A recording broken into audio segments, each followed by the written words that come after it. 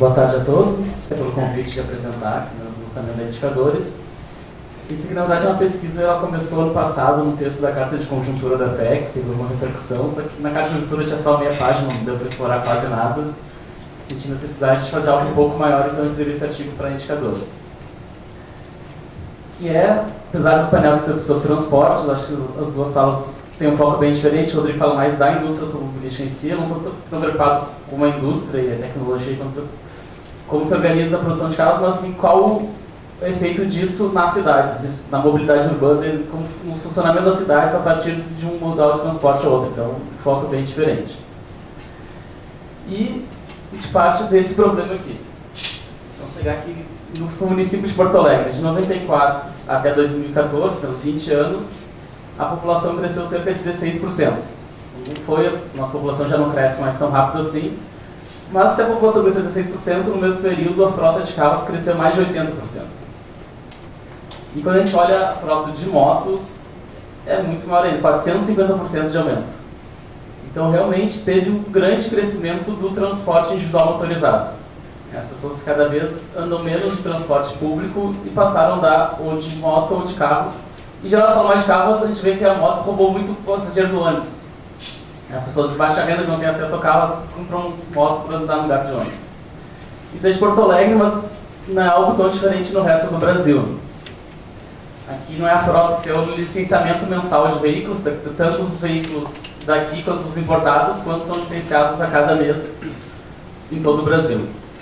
Desde os anos 50, quando começou a produção do automobilística aqui no Brasil, e dá para ver que tem uma tendência de grande crescimento. Durante todo o período cresce, tem 3 períodos que crescem mais. Nos anos 70, na época do milagre econômico, era um período que o Brasil estava crescendo bastante, mas crescendo com concentração de renda.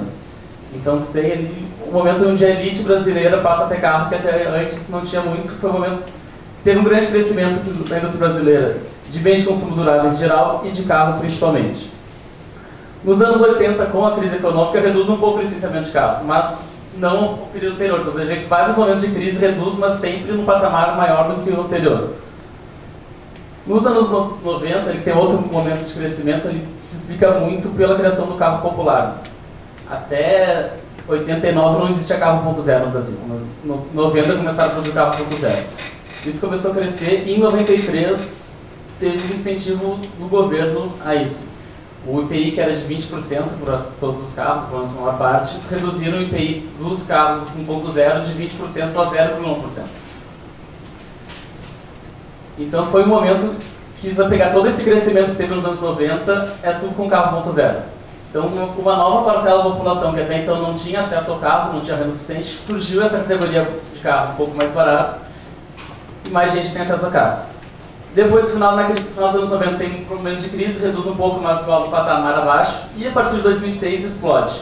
Tem mais um momento de crescimento econômico, não tanto quanto a gente já teve no país, mas o país crescendo mais do que nos anos 80 e 90, já num período com crescimento com uma distribuição de renda um pouco melhor, então tem mais uma faixa da população que ainda não tinha acesso a carro, que passa a ter acesso a carro. Então, o que a gente vê assim, a tendência é a mesma. Desde que surgiu a indústria automobilística aqui, cada vez produz mais carros, e cada vez uma parcela maior da população. Primeiro só aqueles mais ricos, e está chegando alguns mais pobres, muito pobres ainda não têm acesso, mas são 3 fases que tu amplia o número de famílias que têm acesso a carro. Agora, nos últimos 2 anos, ele tem uma grande queda, eu não sei até que ponto vai ser essa queda, por enquanto ainda continua em patamares muito acima de antes, mas mesmo com a queda, vocês veem que em torno de 150 mil carros são licenciados por mês no Brasil, então não é que está diminuindo a frota. Continua aumentando cada mês, tem mais 150 mil carros aos usos. Só está crescendo um pouco menos do que em 2011, 2012, mas ainda é um crescimento muito grande. Então, tem uma noção de que se representa nos gastos das famílias brasileiras. Isso aqui eu peguei de um estudo do IPEA com dados da POF, que é a Pesquisa de Orçamentos Familiares do IBGE, e as famílias brasileiras gastam em média 15,8% da sua renda com transporte, o que é muita coisa, é um dos principais gastos, acho que depois de alimentação e habitação é o principal gasto. Varia, depende da família, não? Os 10% mais pobres gastam mais de 20%, pois reduz um pouco, mas o que é interessante é que está separado do transporte individual e transporte público, e o transporte público já representa menos da metade do gasto com transporte em todas as faixas de renda. Mesmo entre aqueles mais pobres, já está se gastando mais com transporte com carro, com moto, do que com ônibus, ou metrô, ou trem. Então isso são alarmantes. Já está atingindo alguém mais pobres, principalmente moto, mais principalmente carro, mas já a maior parte dos brasileiros já usa mais, ou pelo menos gasta mais em transporte individual do que transporte público. Bom, e quais são os problemas disso? Tem inúmeros problemas. Eu vou aproveitar aqui para divulgar o Ricardo Brinco, que está aí no fundo, nosso colega, que estuda isso há algum tempo. Ele já tem pelo menos 2 livros publicados na FE sobre esse tema. Eu recomendo a leitura, não vai dar muito tempo para falar todos os problemas que o carro gera, vou citar só alguns. O primeiro é a poluição. Não vou falar aqui, mas tem ali no meu artigo alguns dados sobre emissão de diversos gases, e não se compara, mesmo comparando com ônibus, que é o transporte que é poluente, é a base de combustível fóssil também, mas não se compara com o que se gasta num carro, porque o carro leva em geral uma pessoa. Um ônibus gasta muito, mas é absurdamente mais do que polui o carro. Acidentes. Muita gente morre, se acidenta, fica ferido no Brasil com transporte, e a moto aqui é a principal responsável. Apesar de carro ter um número de acidentes maiores, o número de mortes em moto, depois nos anos 90, quando explode o número de motos, as mortes no trânsito do Brasil aumentam muito. Então, uma questão urbana também, que não dá tempo de discutir, mas como a cidade ela se molda para o automóvel, isso muda toda a configuração da cidade.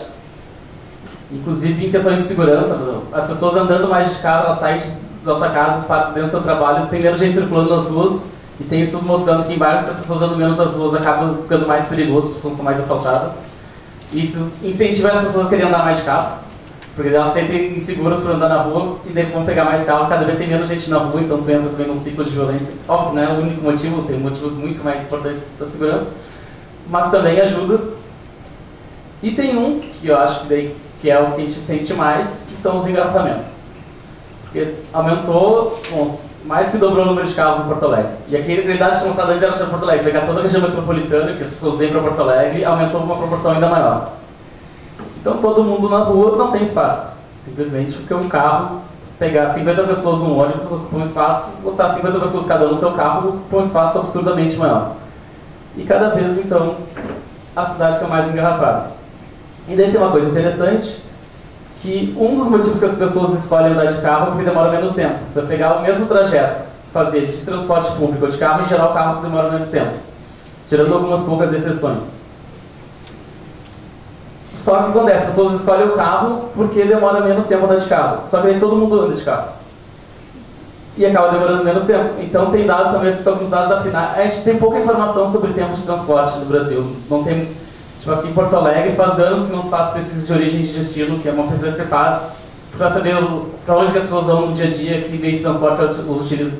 O que a gente tem é dado da PNAD do censo, que tem uma pergunta: quanto tempo demora da casa para o trabalho, só que são faixas, assim, até meia hora, de meia hora a uma hora. São faixas grandes e não tem muitos detalhes, não dá para ver. Mas pelo que dá para ver ali, o que acontece? Pegar, em geral, gente que anda de carro demora menos tempo, só que com o tempo, pegar a PNAD dos anos 90 pegar uma de agora, aumentou o tempo médio. Mesmo as pessoas substituindo o ônibus pelo carro, em cada ano o carro demora menos do que o ônibus. Só que com o tempo, mais gente está passando do ônibus para o carro e o tempo médio está demorando, ou seja, as pessoas hoje em dia estão gastando de carro mais tempo que elas gastavam de ônibus nos anos 90. Então, o problema é assim, para os economistas, eu não considero muito economista, mas para quem gosta dessas coisas, dá para fazer inclusive uma teoria dos jogos, que é uma coisa parecida com o dilema do prisioneiro. Assim. Bom, dado que todo mundo anda de ônibus, anda de carro mais rápido, mas dado que todo mundo anda de carro, o carro continua sendo mais rápido que o ônibus. Só que daí, se todo mundo vai para o carro, piora para todo mundo. É uma coisa que individualmente diminui o teu tempo, mas a escolha individual de cada um faz com que socialmente todo mundo aumente o tempo. Bom, mas então, cada pessoa que anda de carro gera isso para os outros, né? Gera esses problemas para os outros que estão andando. Então, já que tem esse problema, que tem um custo social de andar de carro que é muito maior que o custo individual. Porque tu não paga pela poluição que tu está gerando, tu não paga pelos acidentes, tu não paga pelo engarrafamento que tu está gerando em outros lugares. Tirando algumas poucas cidades que existem pedágio urbano e tenta se cobrar esse custo do motorista. Bom, se não está cobrando, então pelo menos o governo vai incentivar que as pessoas andem de transporte público. E não é o que acontece. É uma coisa também que é difícil estimar. Eu peguei 2 estudos que mostram alguns dados. Um do IPEA com dados de 2004, eu não achei nenhum mais recente do que isso, com todos os subsídios, eles tentam estimar todo tipo de subsídio para o transporte individual e para o transporte público que existe no Brasil.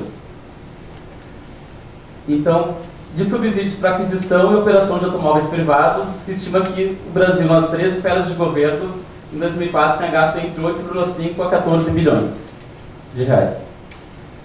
E de subsídios para transporte público, em torno de 1 bilhão de reais. Então, isso aqui é dinheiro público, está sendo... E aqui está incluído esse subsídio, inclusive, sim, com, por exemplo, estacionamento. Porque a pessoa está deixando de gastar em estacionamento porque o governo tem que fazer uma via mais larga para ter estacionamento. Mas são custos... Não tem que redução de impostos, mas não necessariamente que é tudo... Um é gasto direto do governo, outro que eles deixam de arrecadar e juntam várias coisas. Outra pesquisa da NTP, eles pegam só gastos em manutenção de vias, do sistema viário.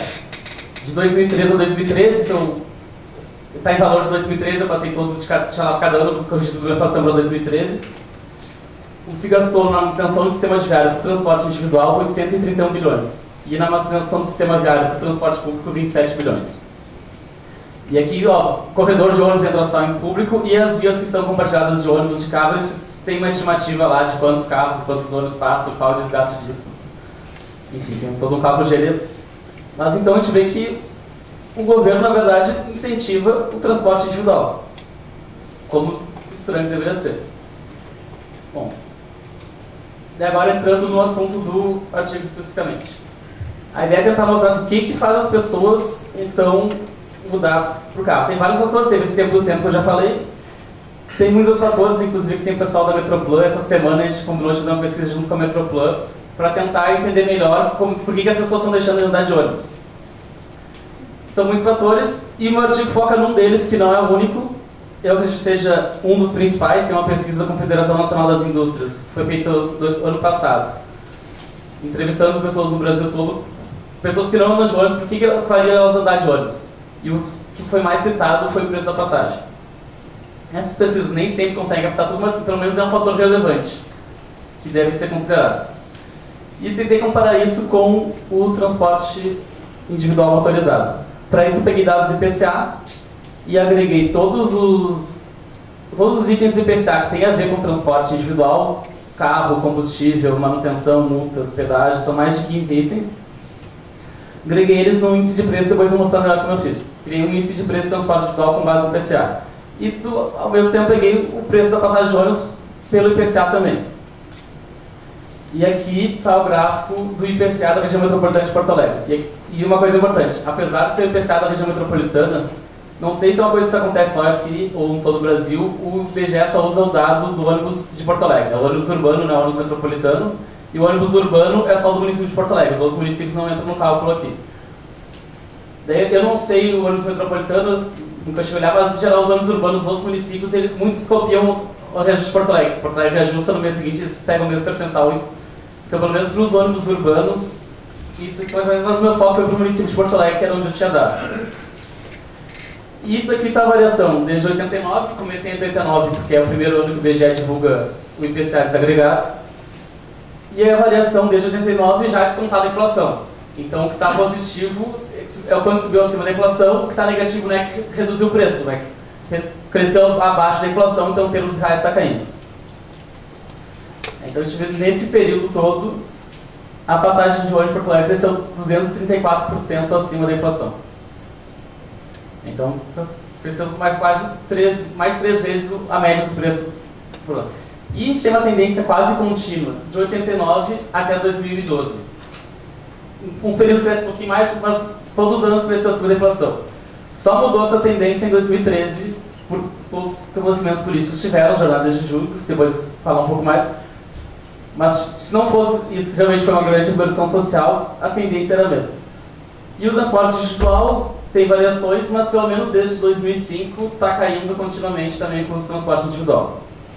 Se for Porto Alegre, eu fiz para todas as regiões metropolitanas do Brasil, todas têm parecido, só vou ter um gráfico do Brasil, isso aqui é a média de todas as regiões brasileiras, e é um comportamento muito parecido também.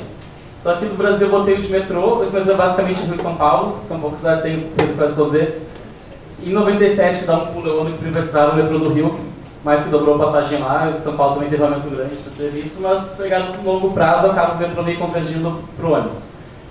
E aumentou 191% o ônibus no Brasil, 184% no metrô, e o custo do transporte individual caiu 32%. Bom, então me parece que é um dos fatores. Se andar de carro, a pessoa já gasta menos tempo, tem mais conforto, tem mais segurança. Além disso, está ficando mais barato. E também não, cuidado, não significa que andar de carro seja mais barato que andar de ônibus. Vai depender de qual distância que a pessoa anda, quantas viagens ela faz por mês. Mas é um fator. Tá? Pelo menos está diminuindo a diferença. Em alguns casos, principalmente andar de moto, realmente está mais barato do que andar de ônibus. E tem mais uma coisa que eu ia falar e esqueci de falar. Isso aqui também está associado ao aumento de renda. Então, que de 94 a 2013, a massa salarial aqui na região metropolitana, medida pela PED, que é uma coisa aqui da FEA, aumentou 99%. Então, pessoas que não tinham acesso a carro antes, bom, o carro ficou mais barato, caiu em torno de 30% o custo de andar de carro. E aí, os salários são mais altos, então mais gente agora tem como comprar carro. Porque o modelo, aquele primeiro gráfico, em todo o período do incentivo foi a carro. A diferença é que, dependendo da conjuntura econômica, as pessoas têm dinheiro para comprar carro, não, mas é um modelo que beneficia o carro. Então, sempre, qualquer situação econômica que as pessoas podem comprar, elas compram um carro. A gente somente volta atrás, depois que compra o carro, a gente somente para de andar de carro. Bom, então, explicando um pouco mais como é que tem nesse índice de preço de transporte individual. Esses aqui são os itens.